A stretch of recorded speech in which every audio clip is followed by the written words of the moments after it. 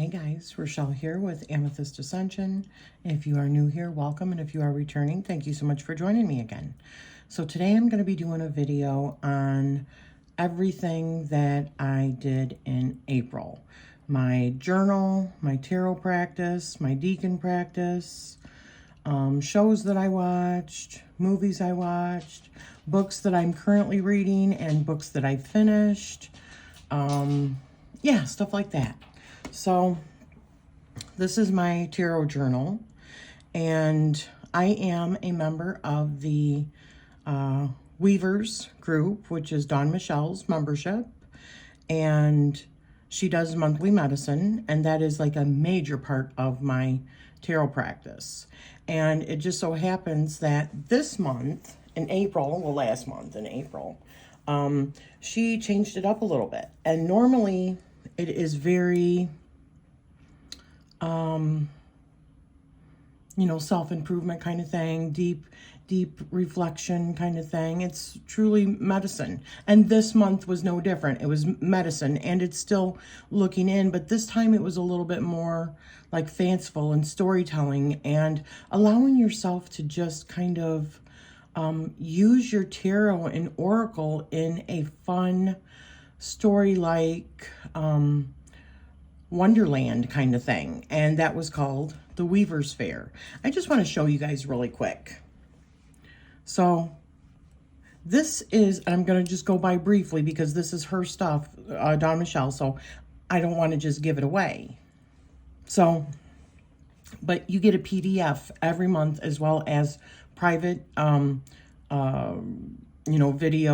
and stuff like that, and on the actual monthly medicine, plus the group that you're in, you can share your monthly stuff. So for anybody that really wants to up their game in a tarot practice where somebody else is already like creating the structure for you, I can't say enough how much it has made a difference in my life. And just to show you how much, this is just 1 month. Every month it's something completely different, different themes. That's how much she puts into this. It is absolutely amazing. Unless you're a member, you have absolutely no clue the amount of stuff. And she's been, doing tarot for a long time. I know this is not about her, but for anybody that, I'm going to get rid of that. I wanted to really show what you're getting and how it can change things for you, especially if you're like new to tarot. But even if you've been long in tarot and don't really have a personal tarot practice for yourself, it can be so liberating, and a fun way to be able to use your decks. We talk about people, I've seen videos of people saying, these collectors, they're not really using their decks, yada, yada, yada, yada. Unless they're telling you that they're not using your decks, you're just assuming that they're not using their decks. This is a good way for if you have been a collector and you have a lot of decks and you're feeling a little bit overwhelmed, that you can also incorporate many different. I'm going to show you how many I incorporated this month. So here is one of the spreads. And I used the Wisdom of the Fairy Oracle. Here's another one, a fairy ring that you fall into and you draw a card. And I was using the Fairies Oracle by Brian Froud. Here's another one. I did make a video about this. It was a story that I wrote. After you step into the fairy ring, then these fairies all draw a card out of the bag, and you have to write a story. And you're narrating the story for a fairy court. So it's really cool. It takes you kind of out of your comfort zone and lets you just explore with tarot when it's not about divining anything. It's not about anything like that, but other than just being creative. But it really does hone in your abilities with tarot. And it's a great way to learn and bond with your decks and stuff. And this one is the Tarot of Mystical Moments. I do narrate the story that I wrote with this. So I will put a link down below in the description, or make a card if you want to see that video. It was several pages long. So then we go to another one, and I use the Oracle of Portals, and I use the Herbal Astrology Oracle. I use the Forest of Enchantments on another one, which I also in that same video read the poem that I made. It's a spell that goes along with the storyline. I also use the Mystic Magic Tarot, which I have a walkthrough coming out eventually within probably the next week or so, of that deck that I got in April. And the Woodland Wardens, I use that one also. And I use the Fauna Inspiration cards that I purchased, oh my goodness gracious, a couple years ago. And this one was about elements and then like little riddles to figure out what animal they were. And I know this one was supposed to be dragon, but I didn't have any decks that had a dragon that also had the other stuff in it. So I used Dragonfly, and it just works. So this was that, Pillars and Puzzles. Then I also used the Celtic Spirit Oracle. And this one was really cool. And let me read this one. The Green Man's message for me is about connection to all of nature and source. Separation is but an illusion, and to remember that sometimes we are in the state of nurture and sometimes destruction and action and growth. I need to ask myself if I am out of balance right now and what can help me get back into balance. Perhaps I sit too much on the masculine side of nature and need to pull in more of the feminine principles of love, compassion, and gentleness. Don't fight against nature. Be more in the state of oneness with it. And this is, I love the journals, the digital journals, because look at how big you can blow it up. I mean, and it still be such a good, and that's out of the Celtic Spirit Oracle deck. And that's who I got, was the Green Man, Nature, Connection, and Source. And then I had this little sticker, and I thought it was beautiful. Your mind is a garden. Your thoughts are the seeds. You can grow flowers, or you can grow weeds. So that comes down to us. That comes down to me. And then in the cottage, which was the next part of it, I draw a card because my guide is revealed to me. And how funny that, and it was even a different deck. This one was the Wild Wisdom of the Fairy Oracle, which I used previously. And then this one was the Celtic Spirit Oracle, and I got the Green Man. And then the next day I got the bride of the Green Man's bride. My guide is revealed to be the bride of the Green Man, who I just encountered. I feel like this is a message about the upcoming Beltane. Yeah, amazing. And then another reading about weaving stories. And this one, I took on the scribes level. There were different levels to this, so it was a little bit more involved. I wanted to be more involved. And one of the cards, like the from Brian Froud, which I'll show you. Oops, sorry. This one right here. So the Fairies Oracle, I got the Master Maker. The Master Maker is here to remind me to take my time with this journey, be in the present, and don't settle for what I know I can achieve better. I feel like this Master Maker is saying not to take the easy road and be more present on my path and take on the role of scribe, but do it absolutely to the best of my ability, and great joy will come from this moment in my life. And it has. I mean, I feel like I expanded, myself a little bit. Be expressive and take my craft or practice to the next level, which I felt like this whole month really did that. But that's why I had to step in and take the scribe role in this monthly medicine. And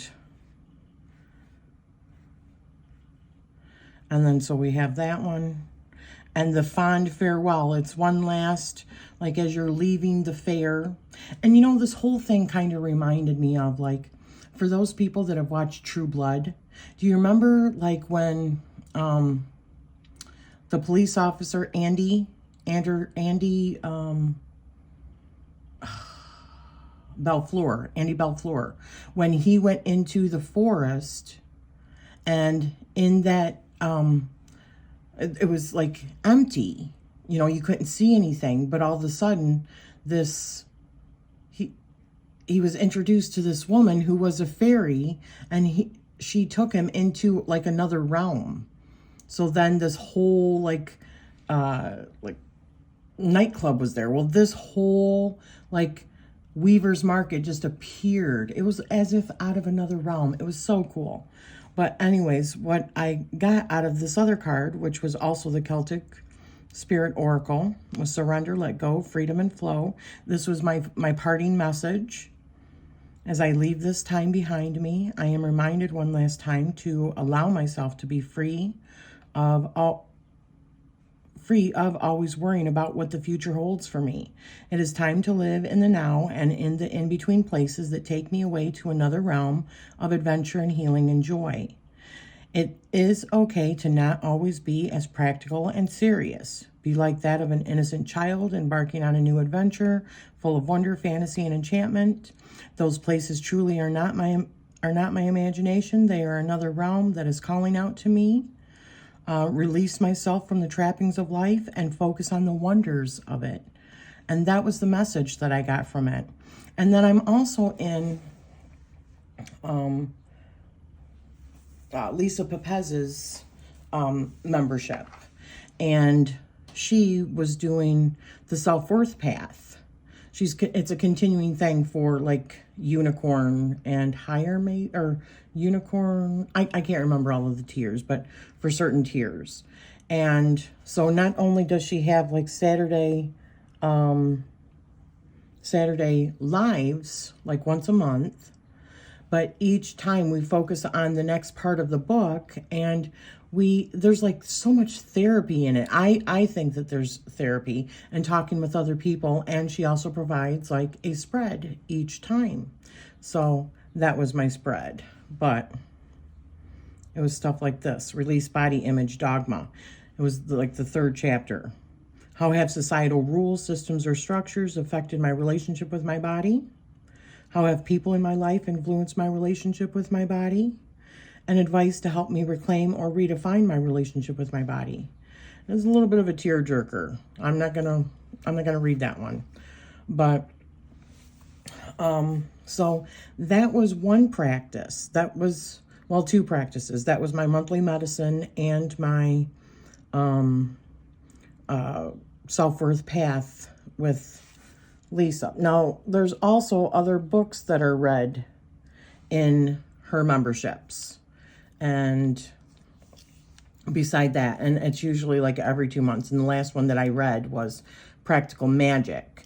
And now we're going on to Tarot Toolkit. I believe that's the next one's for like May and June.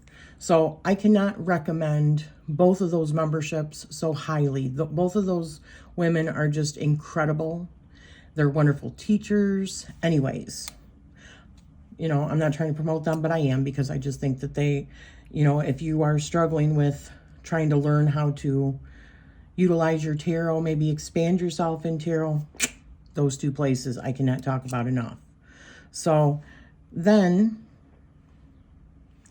okay, so of course I'm doing the Deacon walk, and during this Deacon walk, I had decided to make a digital journal in order to help me, because my other journal, it was just going to be too expansive. So in the very beginning of April, we started the second Deacon of Aries. So I'm going to show you that. So the second Deacon of Aries began on March 31st through April 10th. And it was supposed to signify Sun in Aries. Although I do a chart every time, because I am a true sidereal astrologist, and the sun is actually in Pisces, but that's okay. It's just I'm charting this also for myself, because that's part of the reason I'm also doing the Deacon walk. Not just that, I'm trying to memorize and get a little bit deeper understanding of each one of the deacons. So that was the Three of Wands. Lord of established strength. Then we have the cards, Sun and Aries. And I don't think I wrote down. This is the Oracle of the Radiant Sun, and this is the, I don't remember the name of it. But anyways, it's probably in another part, what I'll show you in a minute. But another thing that I'm doing in my Deacon Walk, and I talked about this previously, is using a book that was Tarot for Transformation, I believe, or something along that lines, that was by Andy Matzner, now also known as Dreya Blooms. The books that she sent me are fantastic. And on that, for like the Three of Wands, she has like a whole, well, three pages, maybe roughly 59, 60 questions that you can ask yourself for that particular card, Three of Wands. And they were like, what are you waiting for? These are prompts for yourself that correlate with the energy of the Three of Wands. How do your expectations cause you suffering? What are you putting out into the universe? What is it time to, what are you putting out into the universe? What is it time to finally finish? What are you hoping for? How are you setting yourself up for success? What is a risk that you must take? Who or what gives you support during difficult times? And what must you have faith in? What are you ready to send out into the world? These are journal prompts for this particular energy of the Three of Wands and the Sun in Aries. And then this was the spread that was created by the beautiful Marlena. And she provides all those over on her channel. I highly recommend following her if you are doing the Deacon Walk, or if you're even considering doing the Deacon Walk. Follow her because she is doing such beautiful spreads. She's really taken the time to not only do this walk for herself, but also to help other people. And other people can join in. Dawn Michelle in the tarot, I believe Boho Tarot, is also allowing people to, or allowing Marlena to put all of this stuff in there and for people to talk about it, you know, in the group and compare notes, yada, yada, yada. It's wonderful. It's a wonderful resource if you are doing it, or if you're even thinking about doing it, and you can pick it up at any time. And all those resources you can get from watching her channel. So that's one of them, and my spread on it. This is the Oracle of the Radiant Sun. The Sun, Fortune, Aries, Self-Will. And this is a write-up about what it says about, you know, what it means to have the Sun in Aries. It's a wonderful resource. I also highly recommend if you are, like I said, doing the Deacon Walk or thinking about doing the Deacon Walk. And then we go on to Aries 3, which started on April 11th through the 20th. And that one was for Venus in Aries. And, you know, I have to show it. It's not actually, Venus was in Taurus, not Aries. And we're still, the Sun is in, where's the Sun? Still in Pisces, okay? We're not truly in Aries, but that's just, I have to show it. That's what's really in the sky. This is really what's happening. So I wrote about the Four of Wands, about the gods that are associated with it. This is what it shows, the hieroglyphics. And then we go on to asking questions about the Four of Wands. These are the energies, Venus in Aries. These are the questions out of the same book again that I was talking about. What brings you peace? Where do you find safety? Which of your relationships energize you? What must you do in order to protect your time? Who or what wants your attention? Which of your boundaries needs strengthening? When do you feel most at home? What is calling me? Honoring? Am I honoring it or am I ignoring it? Who is always happy to see me? Who are you paying attention to in order to be true to yourself? Whom will you have to disappoint? What changes must you make in your life in order to ensure that your creative projects come to fruition? And what are you excited about and why? And like I said, in that particular book, I think it's Tarot for Transformation. I've got it upstairs actually, but I did talk about it in my previous videos. Then we go on to the next part. This is the spread. That was the Venus and Aries. Oops. This is the spread that Marlena created. And this was mine. So I used the Muse Tarot. I used the Tarot of Oneness, the Unfolding Path, Tarot of, what is this? The She-Wolf Tarot. And I also used the, did I put them all in here? Apparently I didn't. I don't remember the name of that oracle. I'm so bad. And then more information on what Venus in Aries stands for, which is, shows lust here, Venus love, Aries self-will. And I got this out of the Oracle of the Radiant Sun. And then a little bit about Taurus. And that's something that I had done at the beginning of Aries now.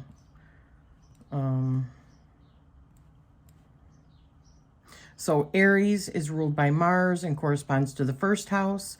They are known for being initiators, starters, pioneers, inspiring, being spontaneous, childlike, direct, innocent, energetic, eager, confident, forceful, assertive, headstrong, enthusiastic, active, independent, courageous, fearless, and competitive. They can also be aggressive, rash, careless, bad-tempered, foolhardy, impatient, argumentative, and self-centered. Aries is a fire element, masculine, and a cardinal sign. And so I made a like Aries page in mine for like all three deacons. So Aries, and then we show Mars in Aries, Sun in Aries, and Venus in Aries. So that covers all of them. And then just a little bit about my experiences during, which is kind of personal, during all three of the deacons of Aries, what I thought about each one, what I went through, yada, yada, yada. So then we move into Taurus, and which is what we are in right now in the deacons. Taurus is ruled by Venus and corresponds to the second house. They are known for being earthy, practical, productive, prudent, conserving, sensual, physical, resourceful, steadfast, stable, reliable, dependable, loyal, trustworthy, preserving, patient, deliberate, persistent, enduring, artistic, loves nature's beauty. They also can be materialistic, possessive, stubborn, lazy, overcautious, passive, self-indulgent, and bullheaded. Taurus is also earth element, feminine, and a fixed sign. Let me just also say, everybody has Taurus in them. We all do, regardless of whether or not it's one of our main three. There's Taurus in your chart. So this applies to every single person, okay? So we talk about the Lord of Worry, and the Five of Pentacles is what we come into. Okay, sorry about that. I had a little cough I had to do. So the first deacon of Taurus is Mercury in Taurus. So we can see that we are still just on the verge. Here's the sun on the verge of, or the cusp from Pisces into Aries on this day. And Mercury is, Mercury is in Aries, not in Taurus. So I just have to put that. Then this is the hieroglyphics, That's the hieroglyphics for ancient Egyptian. This is what was found on the coffin lids, or whatever you call it back then, like sarcophagus or whatever that they found them. So this was for that. And so I talk about how this deacon, I could not find anything on art, but I did find also that it was associated with the Graces of Greek mythology, and Serapis, a Greco-Roman Egyptian deity that kind of took over the name for Osiris.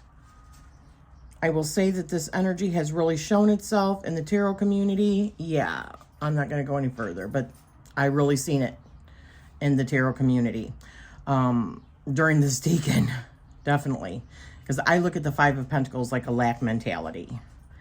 And I definitely seen that. How focused are you on what is important to you? These are the prompts.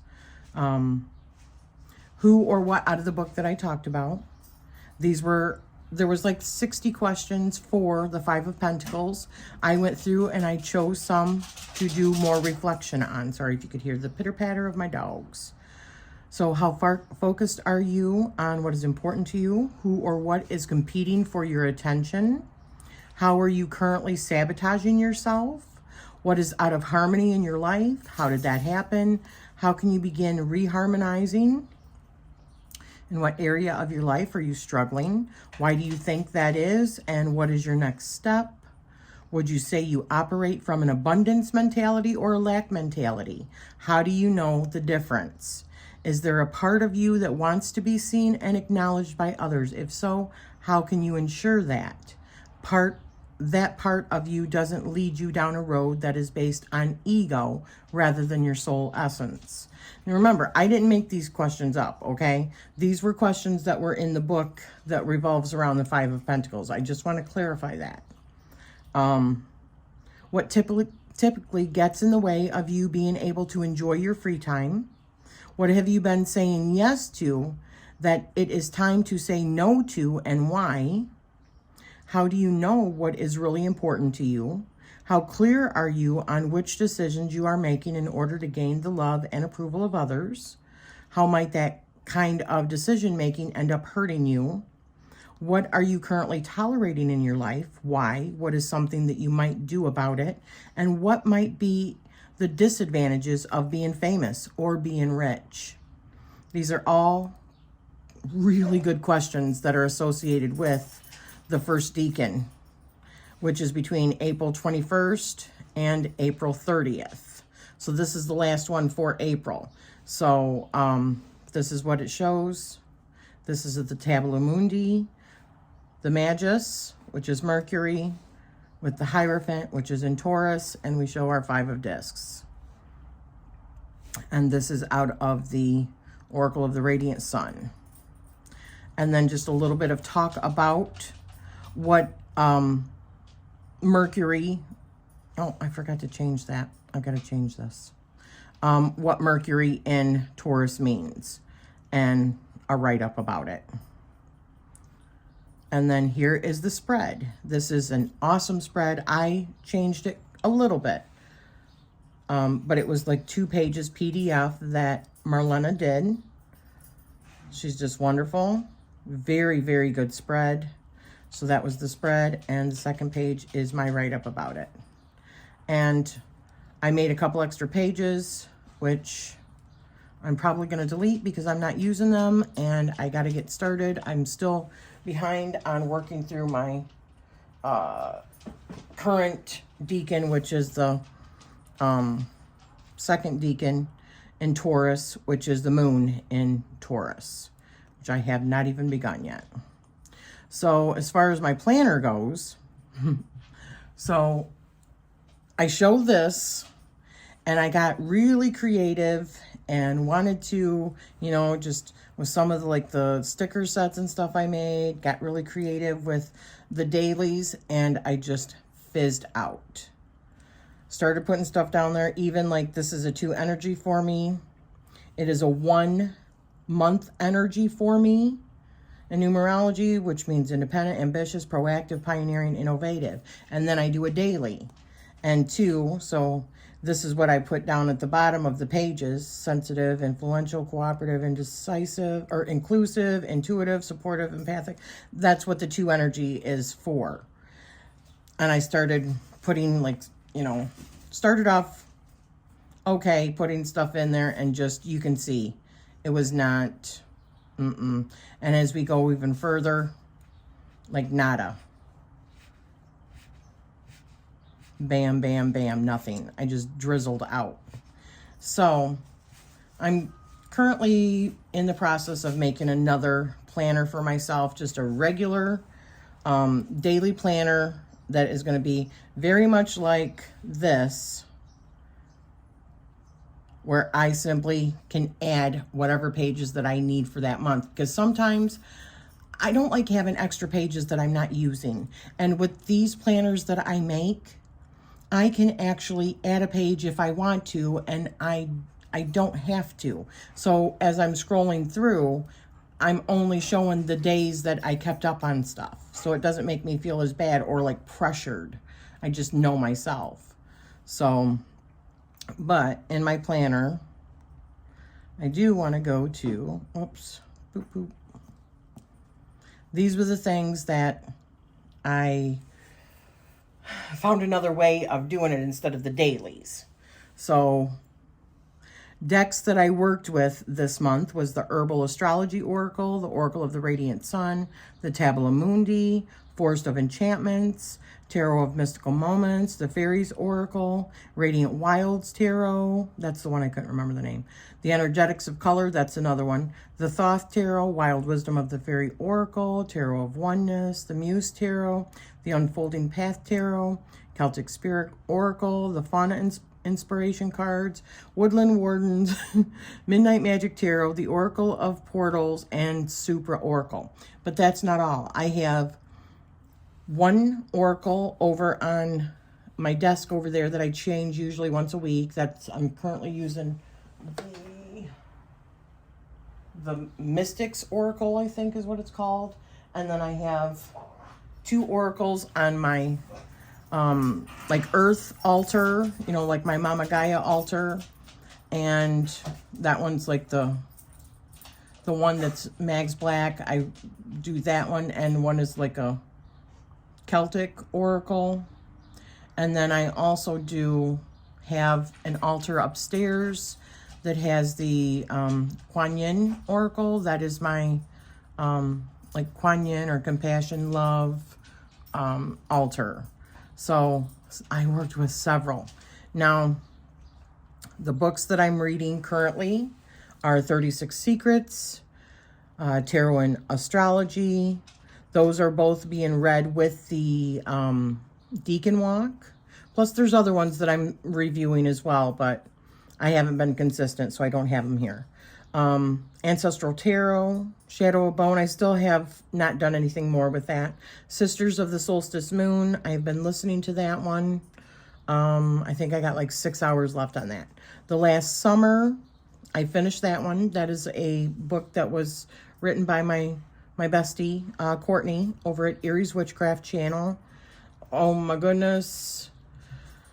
Oh, it was a really good book. Really, really sexy. A lot of fun. Let's put it that way. In a perverted kind of way. But it was really sad in the end. I don't want to give it away, but it was excellent. She's already almost got the second book in that series finished, and another offshoot of another character that she's working on as well. She's just amazing. My goodness. The Self-Worth Path, I'm reading through that one, along with the membership to Lisa Pepez's channel. And The Enchantment of the Fairy Realm by Ted Andrews. I finished that one, and The Last Summer in April. I did get a bunch of new decks, but I've been just doing walkthroughs. So, movies that I watched. I watched Murder Mystery 1 and 2 on separate days with my hubby. Just like nights we like to watch movies together and stuff. That's Adam Sandler and Jennifer Aniston. Those two together are fantastic. They were both really good, very funny. I love it. A great meal or a great movie to watch with a meal with your hubby at night or whatever, or with your loved one. Or even by yourself. They're just good movies. And they go on vacation and a murder happens, and the husband is a detective. The wife is like really, really smart, and she like figures out a lot of it. It's just really good. And their dynamic is really good. Avatar 2, oh my gosh.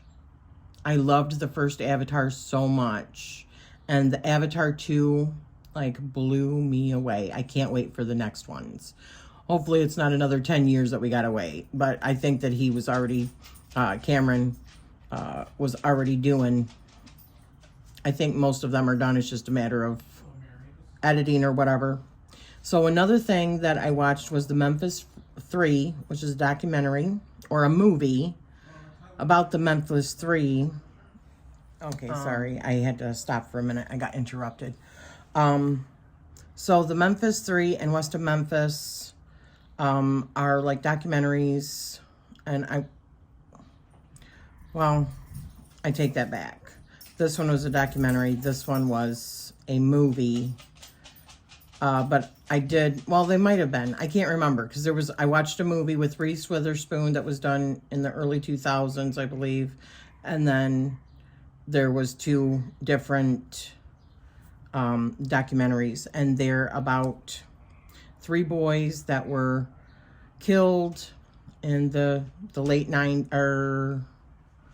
the 90s, and they thought that they were 3 teenage boys that were doing satanic rituals and stuff. And anyways, just a heart-wrenching story, and there'll be more about that. And then 7 Kings Must Die. That was a movie based off of The Kingdom, which is a series that I watched on Netflix. Viking, like early Anglo-Saxon, and when England was still forming, and the Viking raids and all that. And this is like an offshoot movie, like I think the last one. We'll see, but it was really good. Series that I watched in April. One is Invisible City. I'm still watching that. I'm trying to get my way through it, but I like it, but sometimes I'm just bored with it, and I think I've maybe watched, I don't know, maybe 8 episodes. So I go and watch other stuff that's more like exciting, like The Night Agent. That was really good. That's like government corruption and having to do with the CIA and stuff like that. It's really good. It kind of reminded me of the Bourne franchise, kind of. And then I watched The Outer Banks. That was a series of teenagers who were kind of like treasure hunters. One of the main characters, his father was said to be dead. They thought he was dead, like he had been killed by somebody else having to do with a treasure, like ship that they were looking for. The treasure was supposed to be like millions and millions of dollars worth of gold. But anyways, it's like 4 seasons long, and I just finished the final season in April. It was really good. I really enjoyed it. Another series I absolutely love. My husband and I watched this one together, and it's called Ted Lasso. It's on Apple TV, I think. And oh my goodness gracious. Ted Lasso is excellent. I hope this is not the last season. It's saying that it's going to be, but there's kind of like rumors that it might not be. But it's really good. That's about like English footballers. And Ted Lasso is like the captain of the team. So it's really team oriented. I love that kind of stuff. Like Rudy and the Hoosiers and stuff like that. I love that. Another one I watched, a series that I watched, is called The Diplomat. And this is Kerry Washington and her husband. She's just been named as ambassador to American ambassador in like England, and just dealing with like political stuff and like her life and with her husband, and they're maybe getting a divorce, maybe not getting a divorce. It's just good. Sorry. And that one is also on Netflix, I believe. The next one that I was watching is The English Game. That one's on Netflix, I believe. And that one is about, gosh, I think the early 1900s and over in England with it could have been the 1800s actually. But I love time period pieces. But anyways, this is about like the history of how it used to be like a game for like the elites, the wealthy, and then when the working class started getting paid, professionally to be able to play football, it changed football forever, which is kind of like in America, like soccer. So that was really good. And then another one that I had started watching in the beginning, it was called Firefly Lane, and it is with Katherine Heigl and I don't remember the lady's name. She was the blonde in the show Scrubs. And it shows the whole story of their friendship from the time that they were probably like in middle school. And they lived on a street where there was always like tons of fireflies. So they called it Firefly Lane. You would see them riding their bikes in the 70s in bell bottoms. It was just really cool. And you got to watch the progression of their life as they became, young women going to college, and then,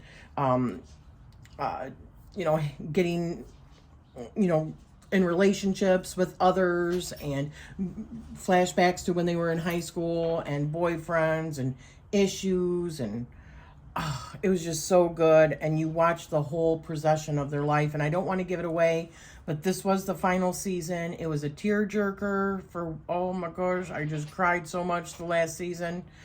I think it was 3 or 4 seasons, but it's so good. I cannot recommend this more than to all of my fellow ladies out there. You've got that bestie or your friends that just mean so much to you that you guys do everything together. It's like that. It kind of reminded me of, well, I don't want to give it away, so I'm not going to say. Craft projects in April. I'll try to insert pictures, but my husband, we set up his hobby room. We moved it up. It was my son's old bedroom. And so now my husband has been getting into doing models like ships and cars and stuff like that, working, painting and all that. So we did a whole new redo, got shelves for him and desks and painting booths and all kinds of, it looks really cool. I'll try to put a little video in here also and show you. And so that after my daughter had moved out, we had cleaned out the basement. And these are all things that we did in April. We had cleaned out the basement before that. But when my husband took where he was doing hobbies and stuff like that, down below in the basement, he brought that up into this other room. I set up some tables for my sewing machine and stuff because that had not been set up. So I have a whole little area down there set up for sewing where I can keep my sewing machine out and stuff like that. We got a new deck awning installed in April.